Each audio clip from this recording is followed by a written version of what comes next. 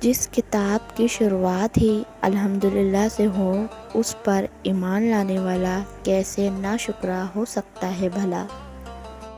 وہ آزماتا تو ہے مگر راستے بھی وہی دکھاتا ہے، کیونکہ وہ رب بڑا غفور الرحیم ہے۔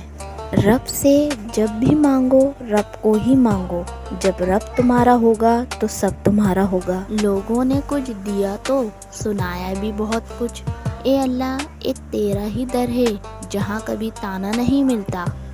اگر تم اللہ کے ہاں اپنی حیثیت جاننا چاہتے ہو تو یہ دیکھو کہ اس نے تمہیں کس کام میں لگا رکھا ہے۔ بہت قیمتی ہوتے ہیں وہ دکھ جو آپ کو جائے نماز تک لے آتے ہیں۔ یقین ایسا ہو کہ سامنے سمندر ہو اور تم کہو نہیں میرا رب راستہ بنائے گا۔ میں نے غلطی کی اس نے پردہ ڈالا، میں نے سجدہ کیا اس نے تھام لیا۔ وہ گناہ گاروں کی بھی سن لیتا ہے۔